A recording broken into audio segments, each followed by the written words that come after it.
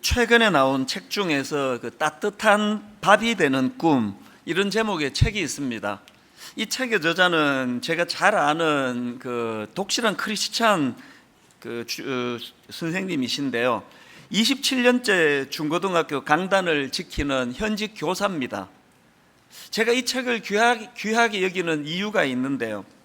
이 책을 딱 펼치면 그 문장 하나가 이렇게 눈에 확 들어옵니다. 이렇게 되어 있습니다. 나쁜 마음이 아니라 아픈 마음입니다.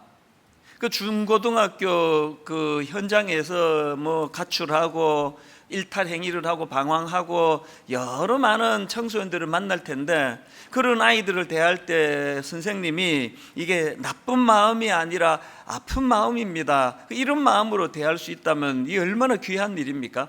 이 문장 하나에서 이 크리스찬 교사인 이 선생님이 어떤 마음으로 그 제자아이들을 대하셨는지를 금방 알 수 있어서 마음이 참 좋았습니다.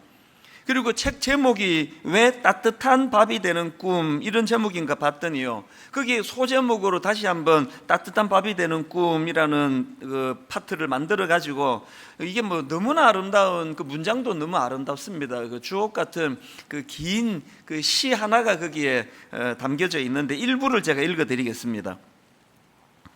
꿈꿀 기회조차 잃어버린 채 숨가쁘게 살아가는 우리 아이들에게 자신만의 아름답고 소중한 꿈을 갖게 할 수는 없을까요?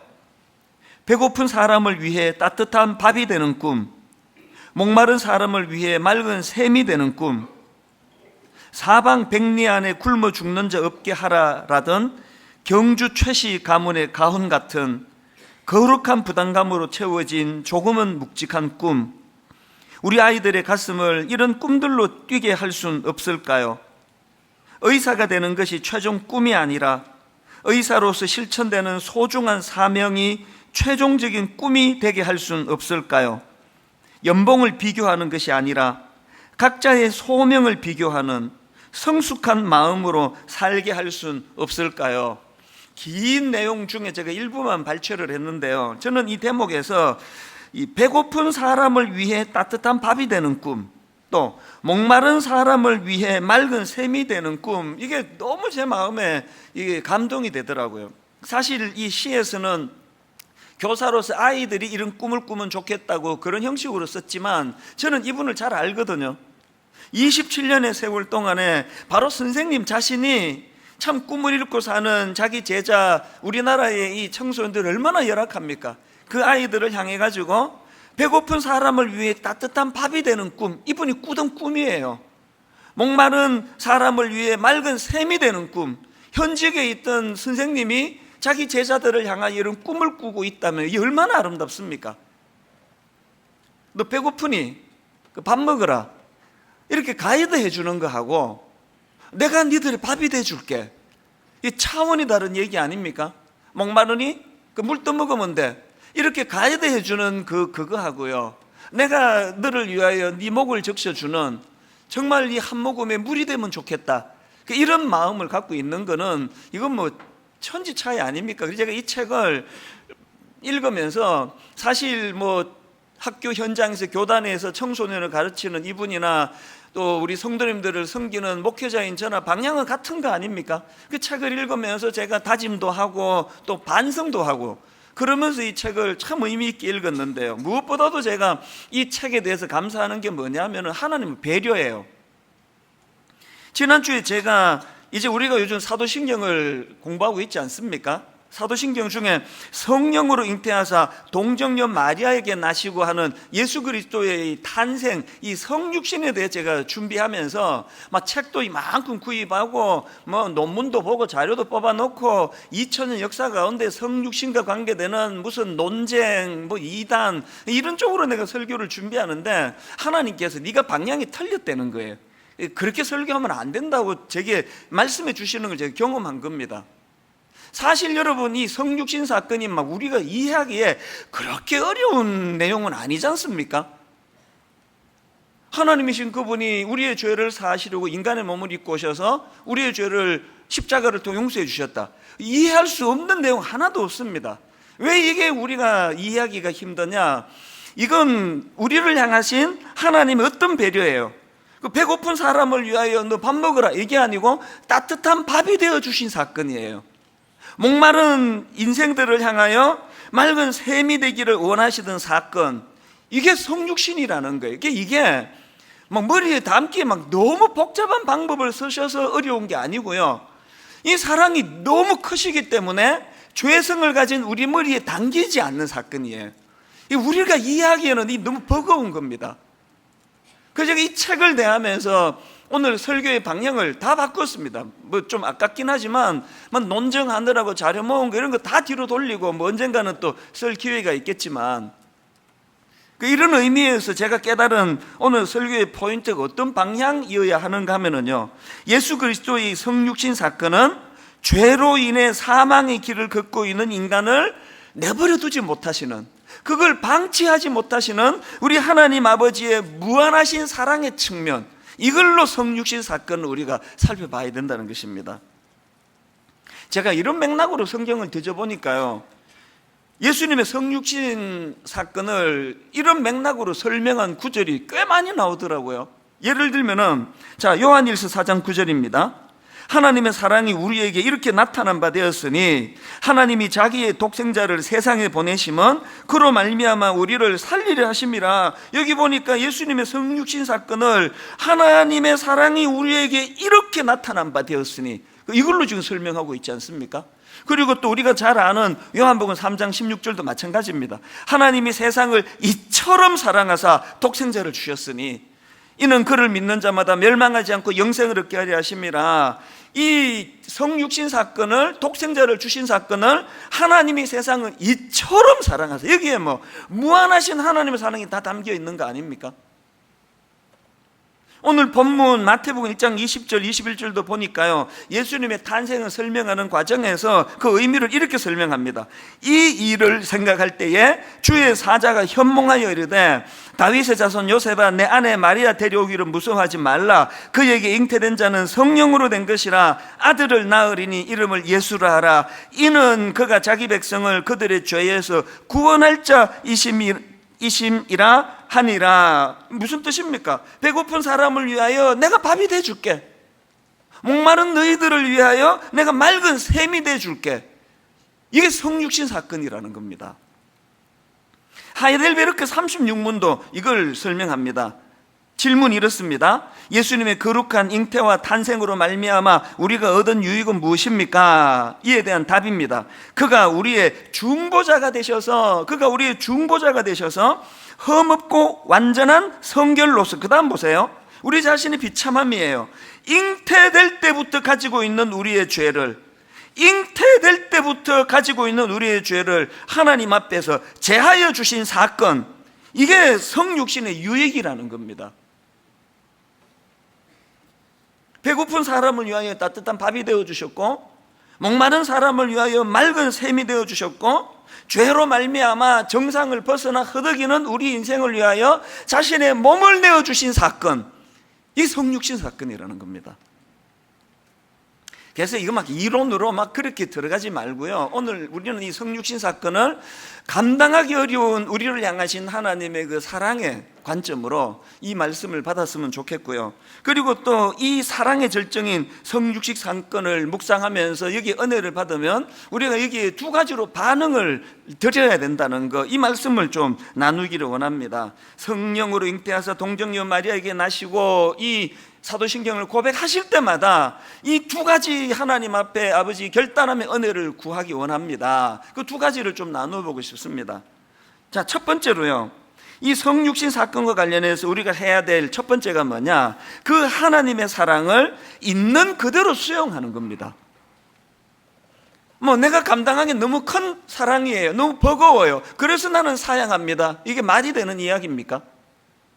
내 머리는 당길 수 없을 만큼 너무 크신 사랑이기 때문에 No thank you, 죄송하지만 내가 수용 안 하겠습니다, 이게 말이 되는 이야기입니까? 따지지 말고 그 사랑의 깊이와 그 사랑의 넓이를 감격함으로 그냥 수용하시면 돼요. 있는 그대로 수용하는 겁니다. 요한복음 3장 16절이 강조하는 게 그거 아닙니까? 하나님이 세상을 이처럼 사랑하사 독생자를 주셨으니 이는 그를 믿는 자마다, 여기 나오는 이는 그를 믿는 자마다라는 이 표현이 이게 하나님의 사랑을 좀 수용해다오, 그거 아닙니까? 하나님의 사랑을 조건 없이 그냥 그저 주는 이 사랑을 네가 수용하기만 하면, 제가 사도신경 첫 설교 때 드린 말씀 기억하시죠? 이 사도신경이 라틴어 원문으로 보면 이렇게 시작하는 거예요. 크레도, 나는 믿습니다, 이렇게 선포로 시작하는 게 사도신경이에요. 나는 하나님의 호의를 거절하지 않습니다, 뭐 그렇게 의역할 수 있는 거 아니겠습니까? 그런가 하면은 이 사도신경 할 때 신경은 라틴어로 순볼룸이라는 단어인데 이게 영어로는 패스워드, 우리말로는 비밀번호라고 말씀드렸잖아요. 요즘에 신방을 가다가 보면은 그 아파트들이 지금 그 열쇠에서 비밀번호로 좀 바꾸는 추세 같아요. 꽤 많은 집들이 그 비밀번호로 지금 단추 누르는 걸로 바뀌더라고요. 교회의 제 사무실도 비밀번호예요. 요즘에 제가 제 자신이 너무 이상한 게 매일 비밀번호 누르고 들어가는데 어떨 때는 비밀번호가 생각이 안 나요. 이게 나이가 들어가는 건지 원래부터 그랬는지는 모르겠는데요, 아무리 생각해도 비밀번호 생각이 안 나가지고 막 계속 한 10번 누르면 이제 나의 먹통이 돼버려요. 도둑인 줄 알고. 생각이 안 나는 걸 어떡합니까? 온 그 경비하시는 분, 관리하시는 분, 우리 부교역자 모두가 다 이게 내 방인 거 다 알지만요, 못 들어가요. 비밀번호 알아내기 전에는 문 안 열어줍니다. 우리가 매 예배 시작하는 그 정시에 사도신경으로 예배를 시작하는 의미가 뭔지 아시죠? 오늘 예배의 문을 열고 들어가는 비밀번호가 사도신경입니다. 나는 믿습니다. 나는 하나님의 호의를 거절하지 않습니다. 나는 하나님의 호의를 있는 그대로 수용하기 원합니다. 이 정신이 담겨 있는 게 사도신경의 고백이거든요. 이 신앙 고백이 나는 믿습니다, 크레도로 시작되는 이 신앙 고백이 왜 의미가 있는지 아십니까? 그렇게 비밀번호를 눌러가지고 문을 열고 들어가면은 거기에 딴 세상이 펼쳐져 있거든요. 제가 우리 청년들한테 오후 예배 드릴 때 종종 강조하는 게 뭐냐 하면은요, 네 어느 대학 나왔느냐가 그게 네 인생을 결정하는 거 아니다. 우리나라가 청년들에게, 청소년들에게 아주 나쁜 나라인 게요, 지들이 뻔히 알면서 애들을 그 속여 먹는 거 아닙니까? 좋은 대학 가라고.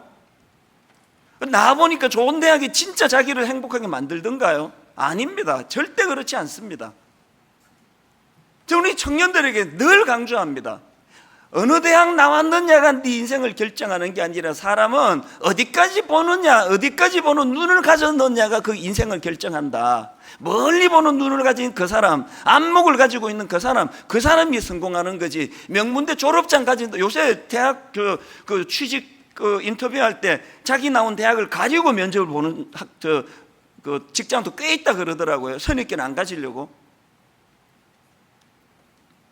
제가 종종 예를 드는 다윗, 아니 왜 그 시골 목동인 다윗이 나머지 주변의 지 친구들 전부 목동으로 시작해서 양치기로 시작해서 양치기로 인생이 끝나는데 유독 다윗만 양치기로 시작해서 위대한 왕으로 인생을 마감할 수 있었느냐? 이 차이가 뭐냐? 다윗은 다른 목동들이 못 보는 데까지 멀리 보는 안목이 있었거든요. 나머지 목동들은 풀밭만 보고 나무만 보고 양만 보고 또 사나운 짐승만 보는, 눈에 보이는 것만 볼 때, 다윗은 푸른 초장 너머의 세계를 봤지 않습니까?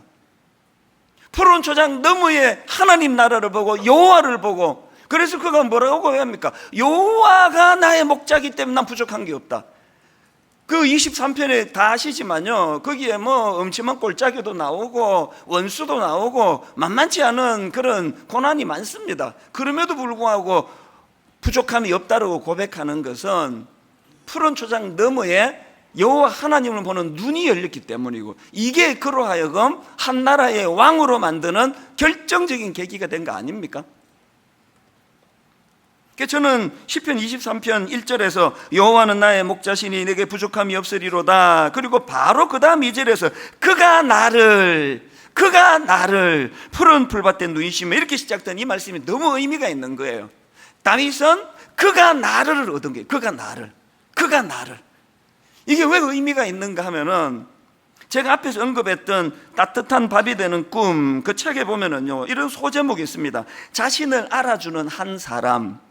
그리고는 이 자신을 알아주는 한 사람이 얼마나 큰 의미인가를 한 실험을 소개하면서 설명을 합니다.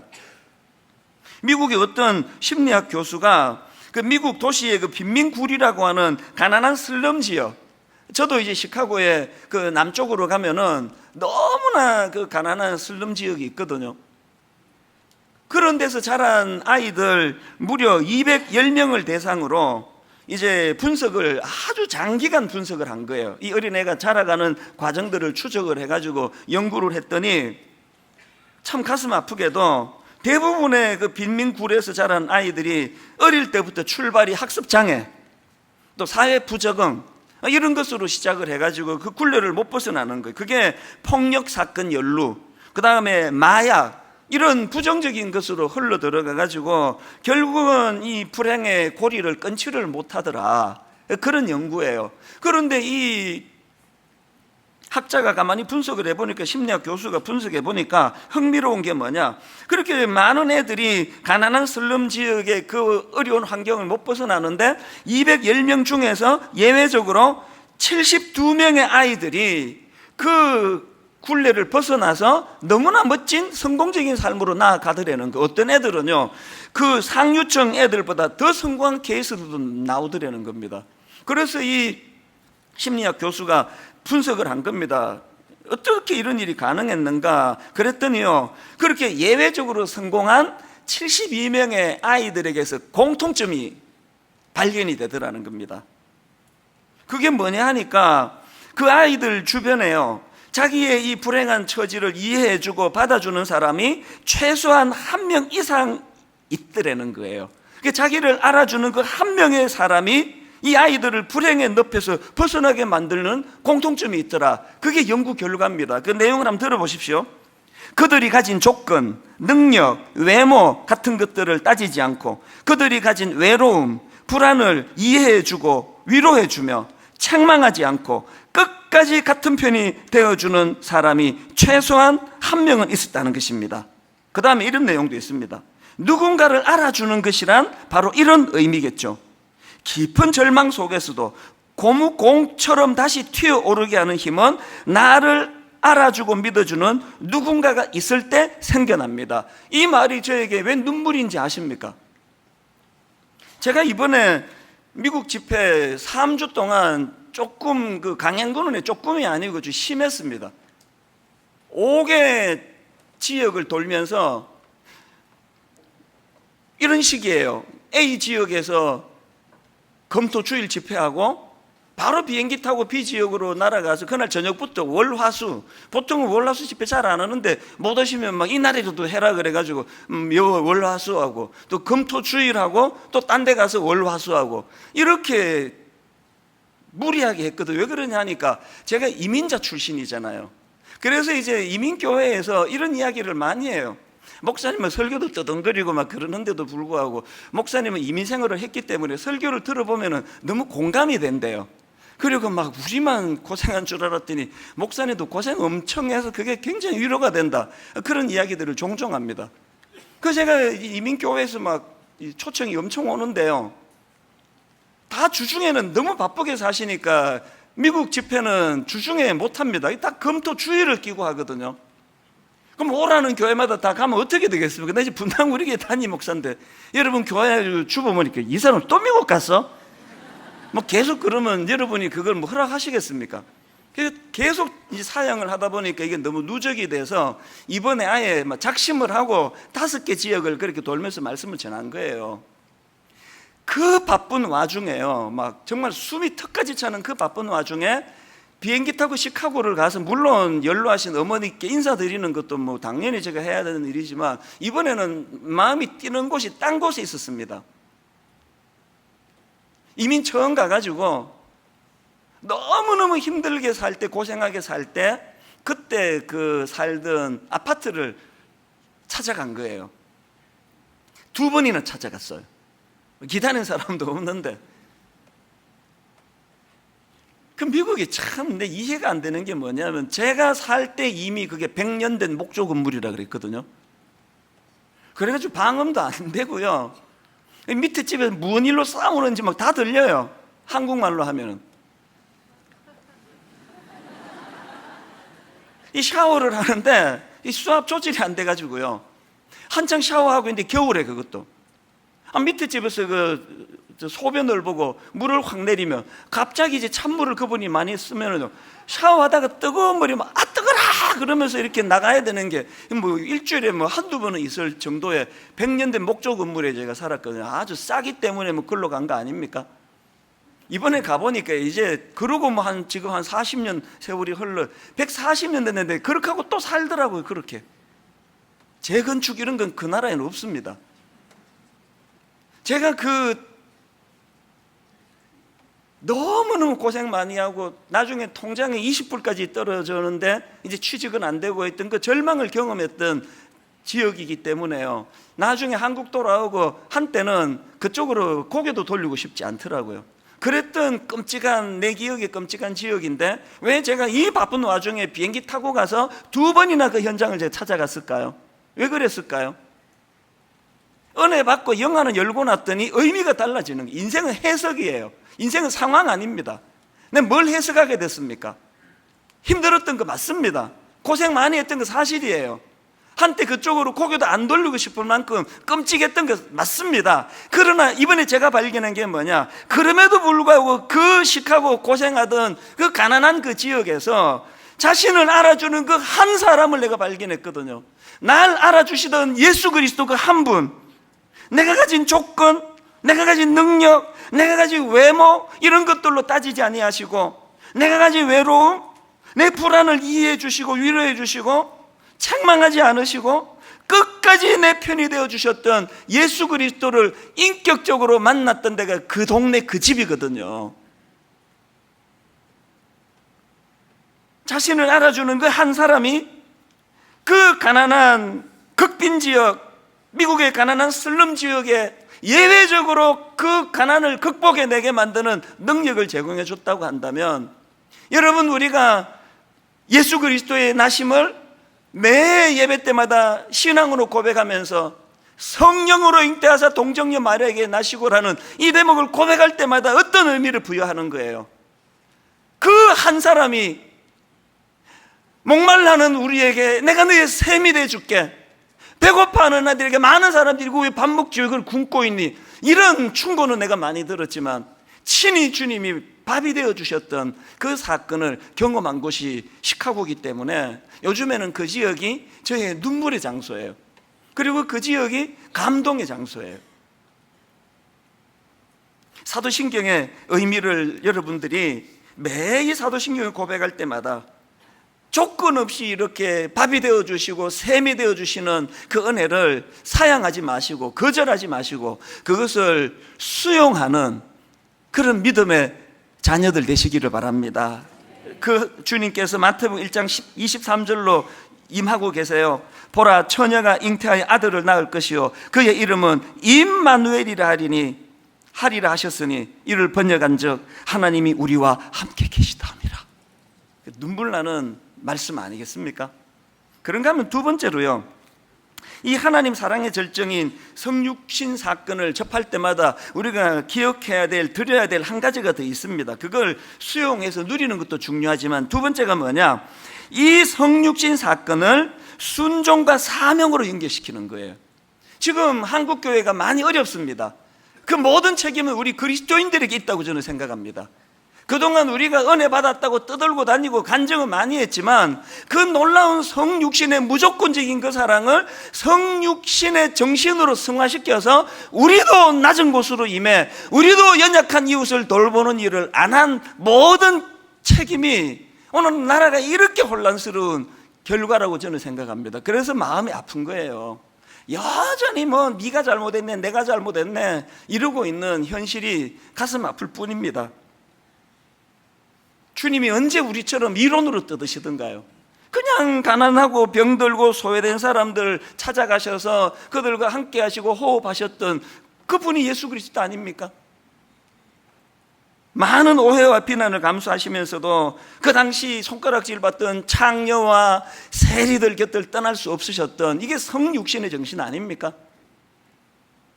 풍랑이는 바닷가에서 자기들이 갖고 있는 실력으로는 이 풍랑을 해칠 수 없는 절망의 그 현장으로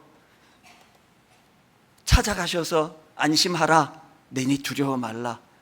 이게 성육신 아닙니까? 성육신의 정신. 제가 이걸 오픈해야 되나 말아야 되나 고민을 많이 했고 제 아내랑도 의논을 했는데요, 이것이 어떤 가십으로 전락되지 않기를 바라면서 제가 말씀을 드립니다. 2주 전에 제 아내가 유방암 수술을 했습니다. 이번에 유방암 발병 소식을 듣고, 더군다나 제가 없을 때, 저는 미국에 사명으로 3주간을 정신없이 다닐 때 이제 건강검진을 받았는데, 이제 미국에 가 있는 동안에 연락이 왔습니다.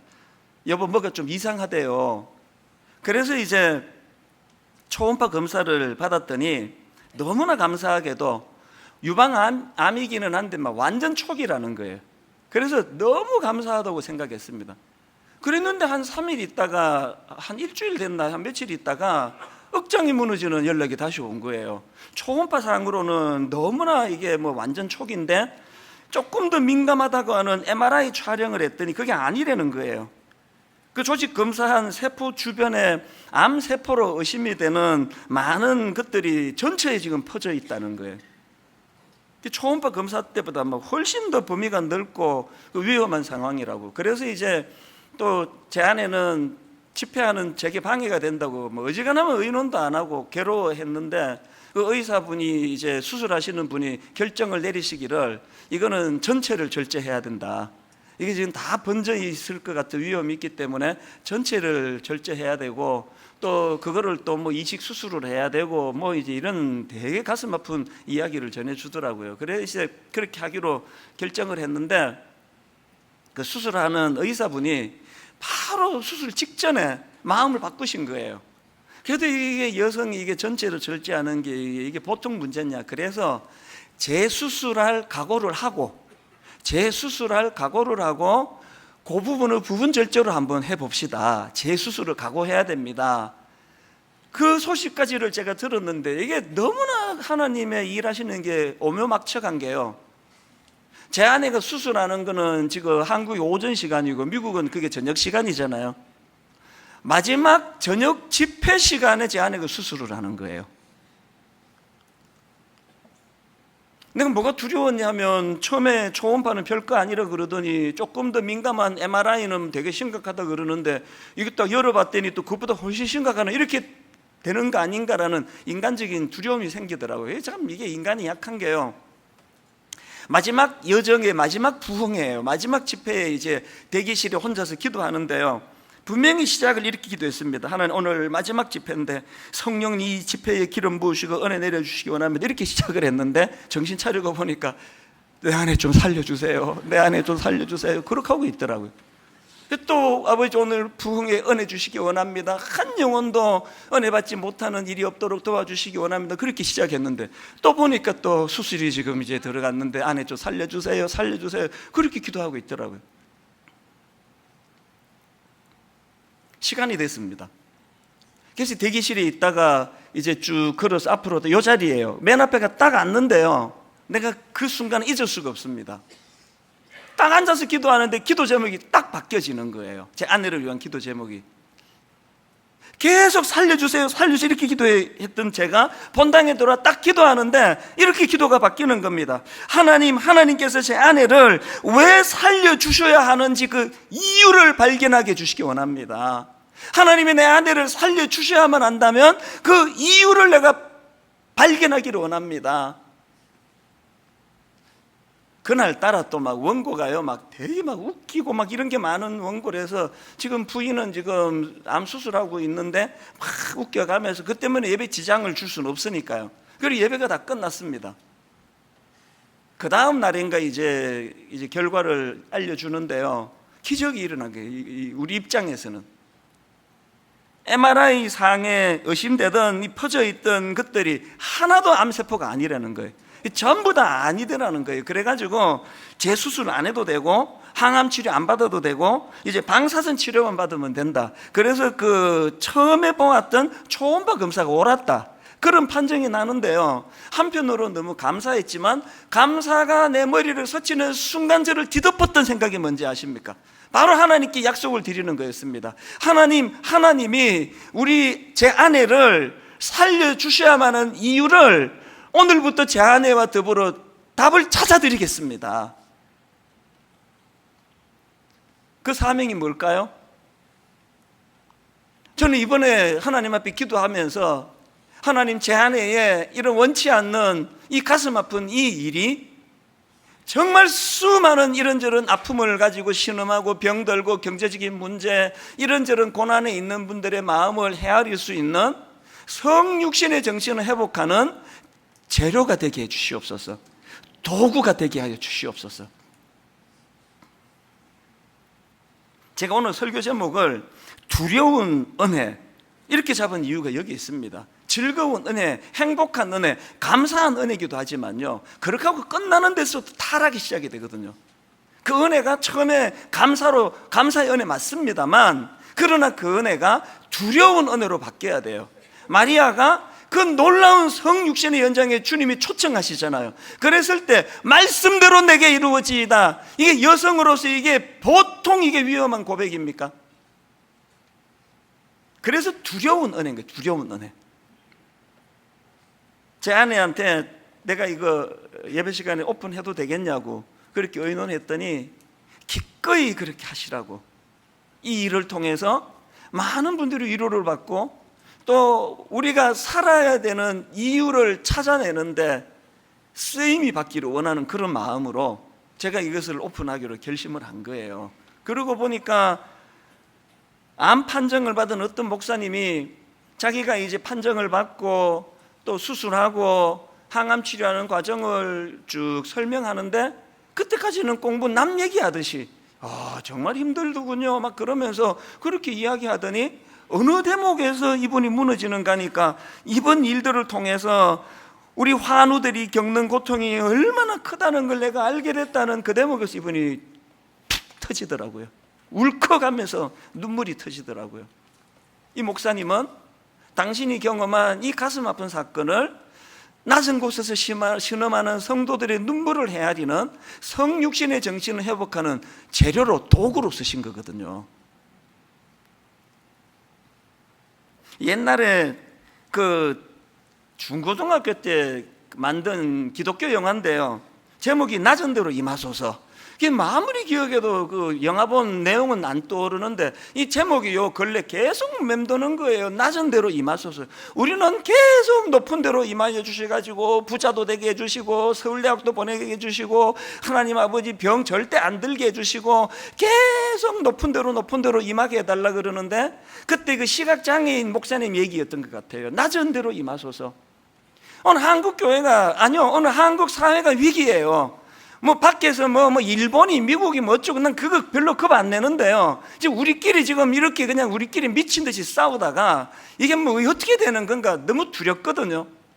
한국 사회가 이렇게 된 거는 그냥 복 받았다는 간정은 막 엄청 넘쳐나는데 그 받은 복을 흘려보내지 않는, 낮은 곳으로 임하는, 연약한 이웃을 돌보는 일을 하지 않는 우리들의 변질과 타락에서부터 이 사회의 위기가 시작된 거 아닌가. 그래서 저는 여러분 이번 이 말씀을 정리하면서 두 가지 여러분들과 나눌 것인 숙제가 있는데요, 오늘부터 다시 일주일 동안 금식을 선포합니다.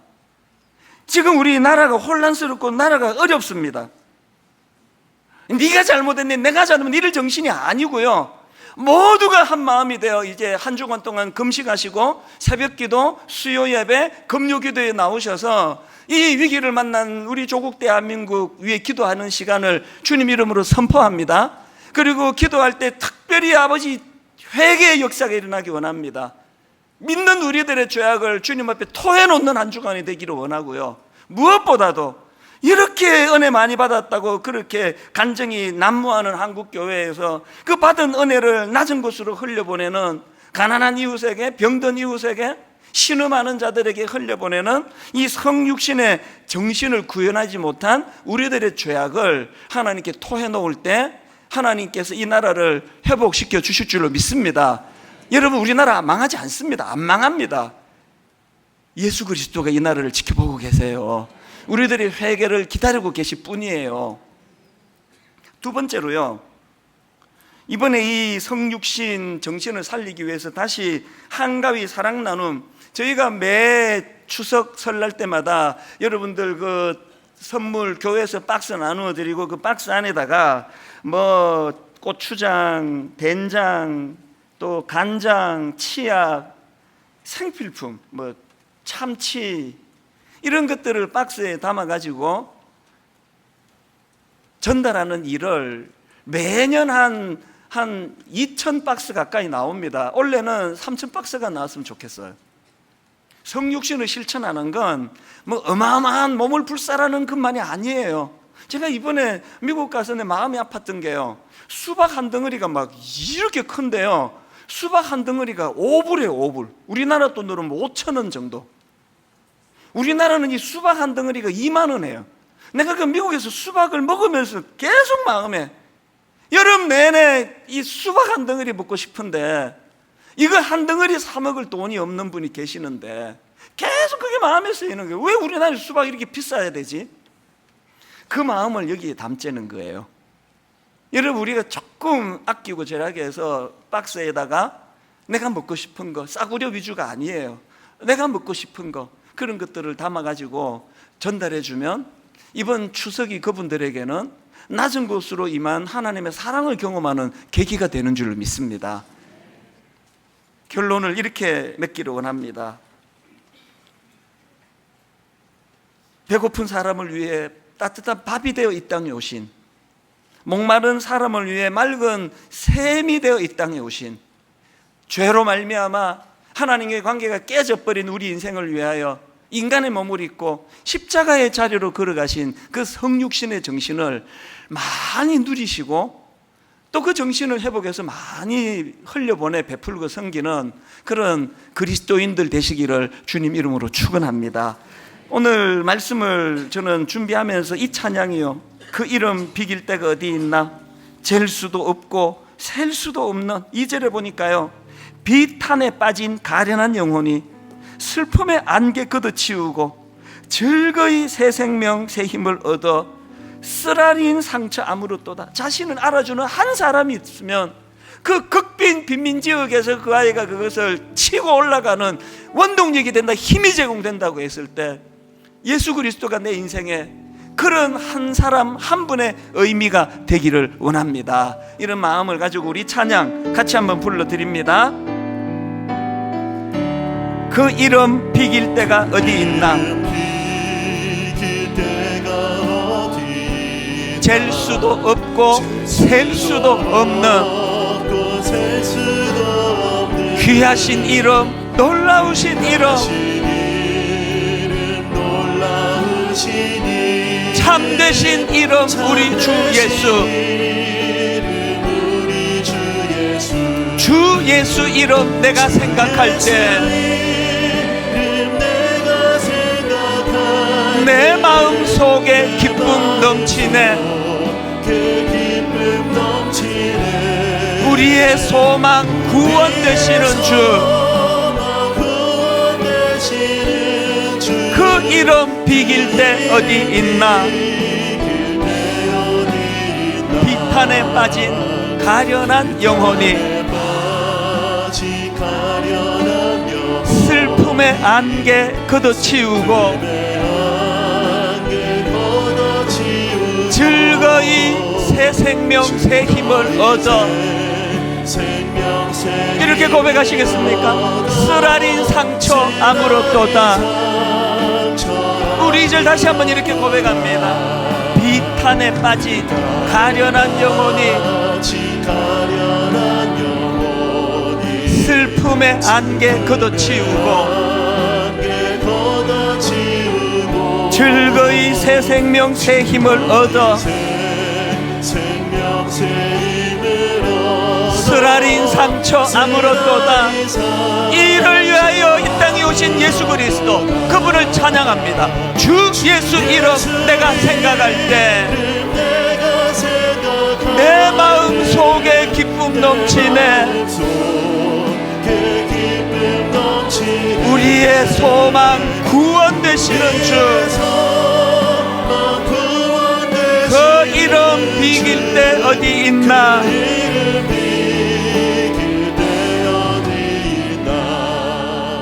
오늘 여러분 말씀을 다시 한번 기억하시면서 성령으로 잉태하사 동정녀 마리아에게 나시고 이 성육신 사건이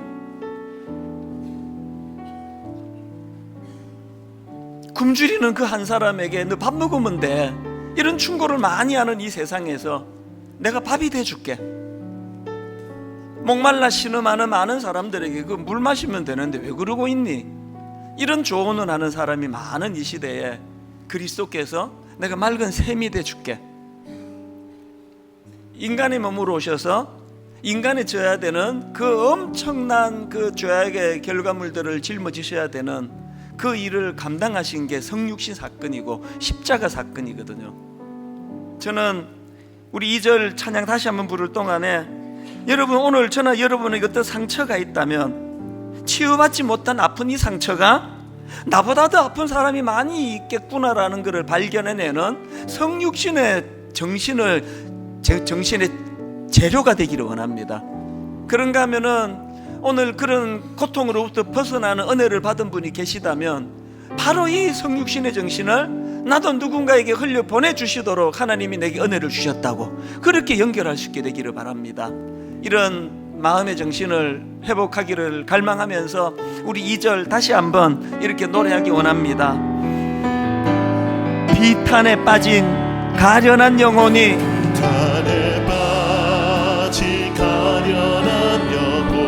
슬픔의 안개 걷어치우고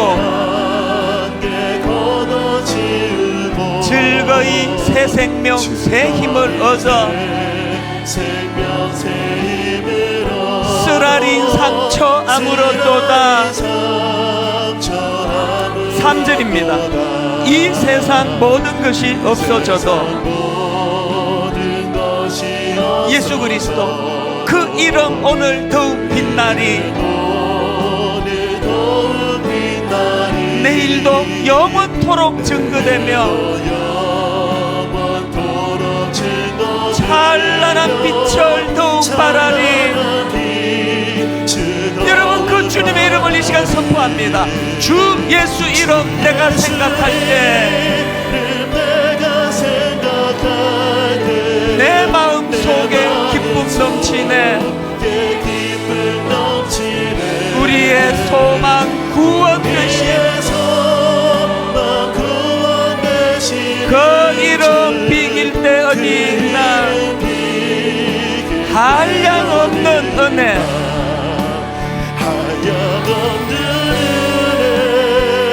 갚을 길 없는 은혜, 내 삶을 애워싸는 하나님의 은혜, 우리의 아픔을 사명으로 승화시켜 나 주저함 없이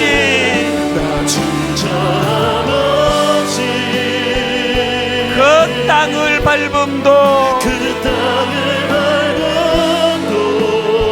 나를 붙드시는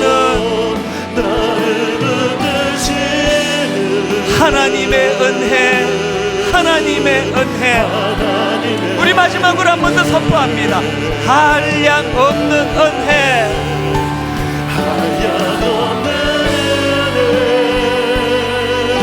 갚을 길 없는 은혜, 내 삶을 애워싸는 하나님의 은혜.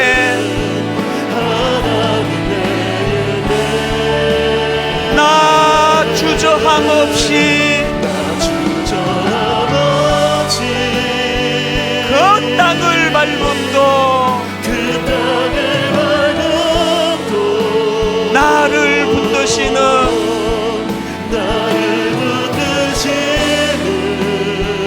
하나님의 은혜, 오늘 말씀 가지고 주신 하나님 메시지를 붙잡고 기도하기 원합니다. 아버지, 내가 받은 이 상함이 나를 절망으로 몰고 가는 악한 재료가 아니라 성육신의 도구가 되게 하여 주시옵소서.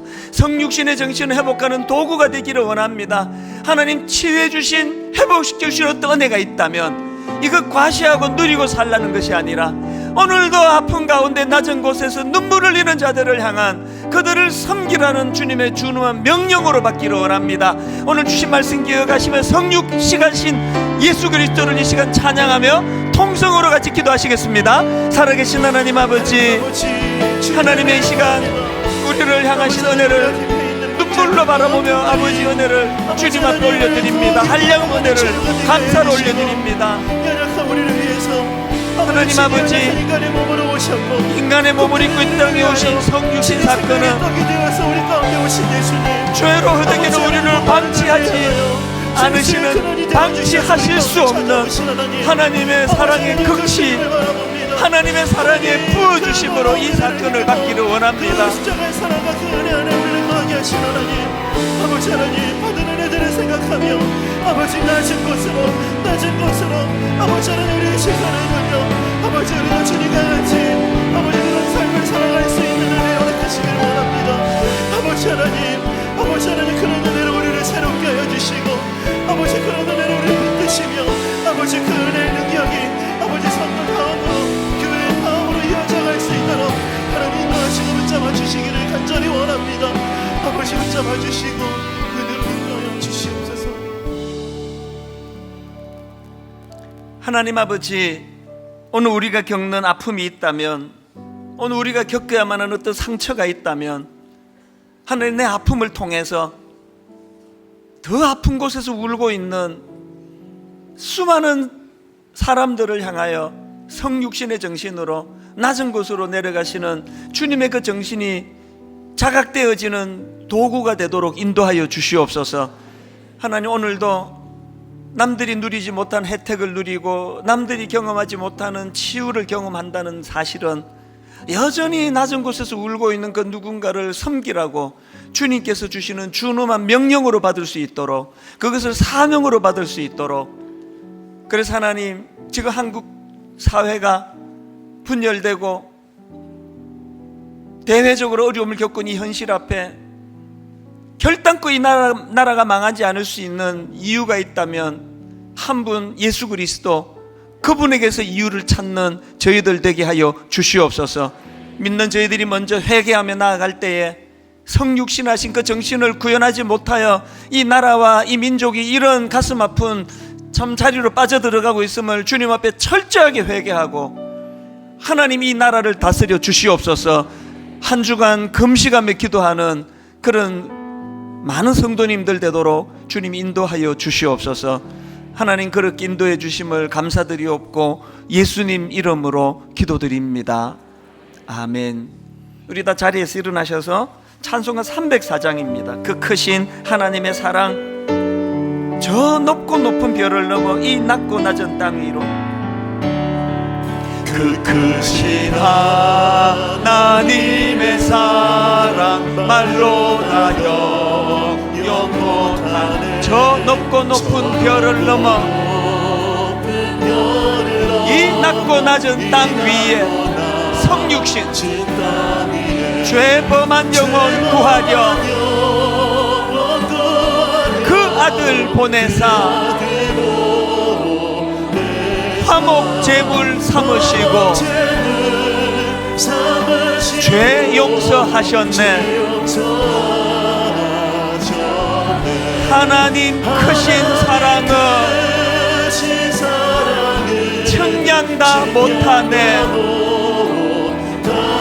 영원히 변치 않는 사랑, 성도여 찬양하세.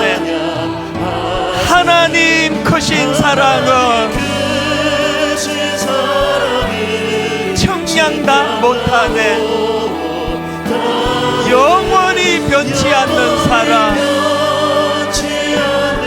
성도여 찬양하세. 하나님 아버지, 이번 한 주간 문득문득 길을 가다가, 운전을 하다가, 직장의 문을 열고 들어가다가 내가 받은 이 구원의 은총이 얼마나 엄청난 대가를 지불하고 얻게 된 것인지, 인간의 몸을 입고 이 땅에 오신 예수 그리스도를 논리로 이치로 따지면서 분석하는 저희들의 생각이 우리 머리로는 분석이 되지 않는, 담겨지지 않는 너무나 놀랍고 크신 하나님의 사랑의 법칙으로 이것을 바라볼 때에 머리에 다 담기지 않는 그것이 은혜요, 머리로 다 이해가 되지 않는 것이, 이것이 사실은 놀라운 하나님의 우리를 향하신 큰 복임을 자각하고, 아버지 이번 한 주 내내 성육신의 기쁨과 감격, 그 정신을 가지고 은혜 가운데 한 주간을 잘 이겨낼 수 있도록 주님 함께하여 주시옵소서.